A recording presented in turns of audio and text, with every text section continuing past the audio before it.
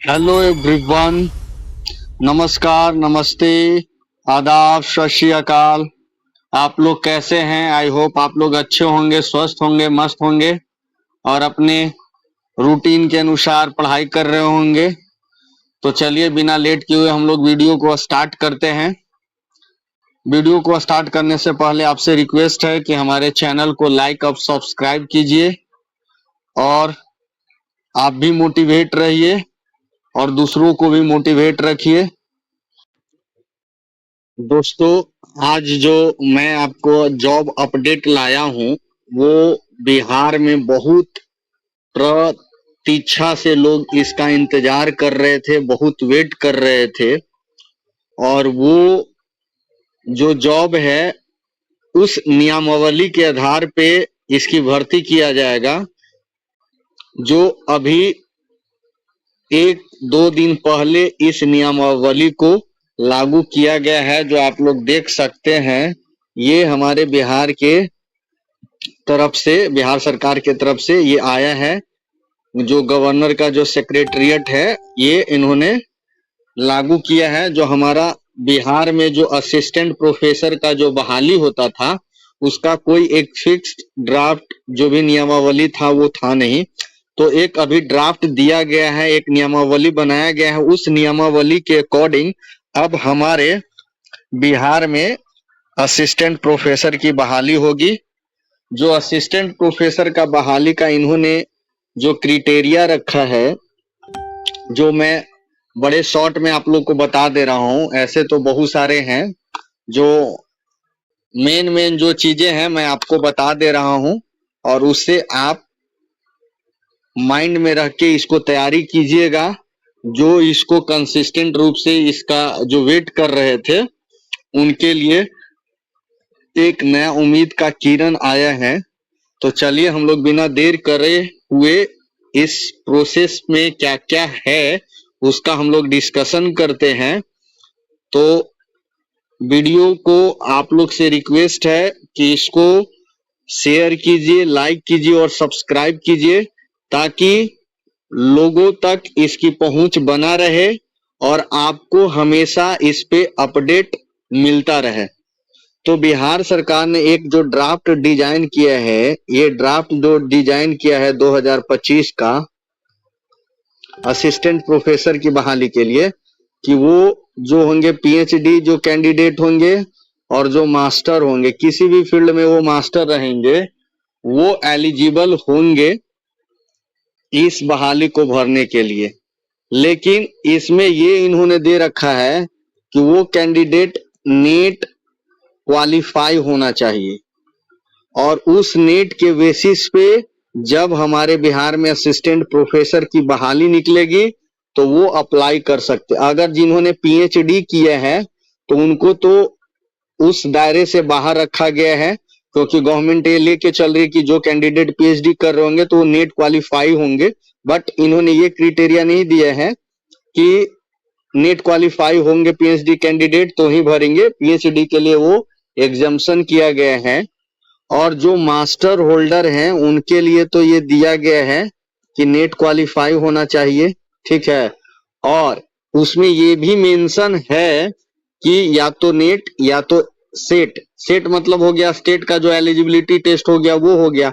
तो means that कहीं ना कहीं ये थोड़ा बहुत सुगबुगाहट है लोगों में कि गवर्नमेंट जो है ये ओपन रखी है कि बिहार में कैंडिडेट ये एग्जाम जो फाइनल जो एग्जाम होगा असिस्टेंट प्रोफेसर का, उससे पहले वेट का और जो है एग्जाम कंडक्ट करवाएगी। जैसे टीचर्स जो +2 लेवल के लिए, 10th के लिए और जो 6 to 8 के 10th और +2 के लिए जो टीचर जो बहाल हुए हैं उसके लिए सीटेट, और उन्होंने एस्टेट रखा था कि जो एस्टेट क्वालिफाई होंगे वो फिल करेंगे। तो इसमें भी उम्मीद है कि बिहार में इतने सारे बच्चे हैं जिन्होंने पीजी किया है और कर रखा है मोस्टली, तो उसके लिए वो बेट को कंडक्ट करवाएंगे। और मोस्ट प्रोबेबली जो बेट कंडक्ट होगा वो हमारे जो भी जॉब एजेंसियां हैं, जो रिक्रूटमेंट एजेंसियां गवर्नमेंट की, चाहे बीपीएससी हो चाहे बीएसएससी हो, उनके थ्रू ये कंडक्ट करवाया जाएगा और वो ऑब्जेक्टिव होगा।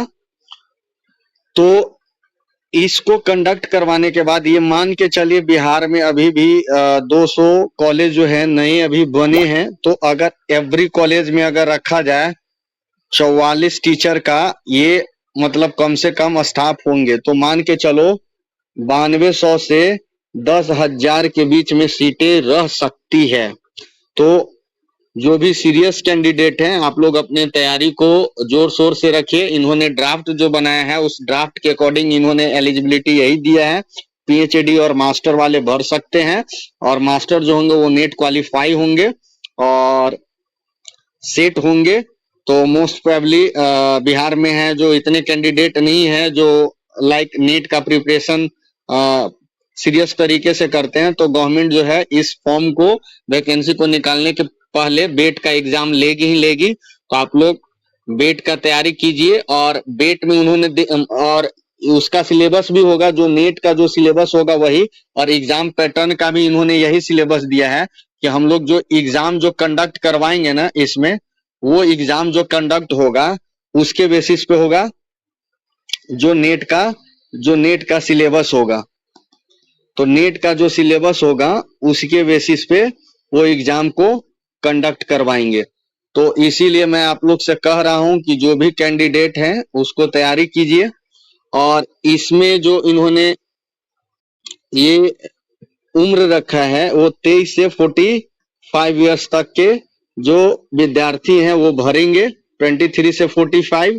और ये जो मार्क्स जो होगा, ये टोटल मार्क्स होगा 200 का, जिसमें से क्या होगा 160 का रिटेन एग्जाम होगा, और 40 का जो होगा वो क्या होगा, इंटरव्यू होगा। यानी 80% वेटेज इन्होंने दिया है रिटेन को, और 20% वेटेज दिया है इंटरव्यू को। तो जो भी सीरियस कैंडिडेट है वो तैयारी कीजिए। ये जो एग्जाम होगा वो सब्जेक्टिव होगा।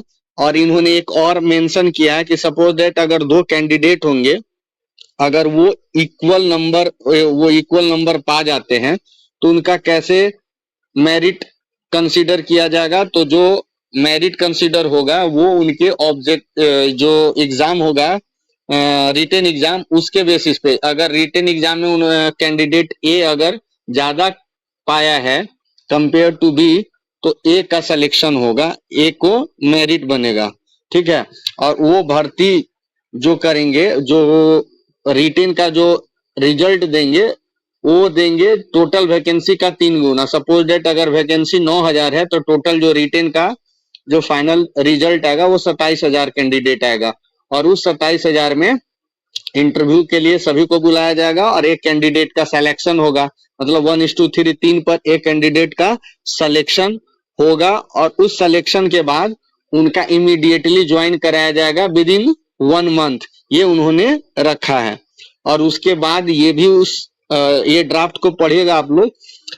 इसमें उन्होंने ये मेंशन किया है कि कोई भी अगर वहां पे एज ए प्रोफेसर या असिस्टेंट जो भी बहाल होते हैं, वहां पे उस कॉलेज में उनको 5 साल तक सेवा देना होगा, और उस 5 साल के बाद ही कहीं पे आप ट्रांसफर या और कहीं भी लोकेशन पे आपको भेजा जाएगा। तो मोटा मोटी ये अपडेट था। जो जितने भी कैंडिडेट हैं जो इस चीज का तैयारी कर रहे हैं बहुत दिनों से, तो कैंडिडेट के लिए एक आशा की किरण है, और रियली में लोगों के लिए कुछ ना कुछ ये पॉजिटिव न्यूज है, क्योंकि बहुत दिनों से इस ड्राफ्ट का वेट कर रहे थे और फाइनली ये ड्राफ्ट आ गया है। तो जो भी कैंडिडेट है वो मन से अपने तैयारी में लगे रहिए, और गवर्नमेंट ये जल्दी ही एग्जाम ले लेगी, मोस्ट प्रोबेबली या तो मिड इस ईयर में ले, चाहे एंड ऑफ द ईयर ले, लेकिन लेगी जरूर। तो चलिए वीडियो को अब ज्यादा लंबा नहीं करते हैं और इसको समाप्त करते हैं। चलिए स्वस्थ रहिए, मस्त रहिए, और फिर से आपसे एक रिक्वेस्ट है कि वीडियो को लाइक और सब्सक्राइब कीजिए ताकि आप लोग को नए नए वीडियो का नोटिफिकेशन आता रहे, और अपने ग्रुप में शेयर कीजिए। चलिए धन्यवाद।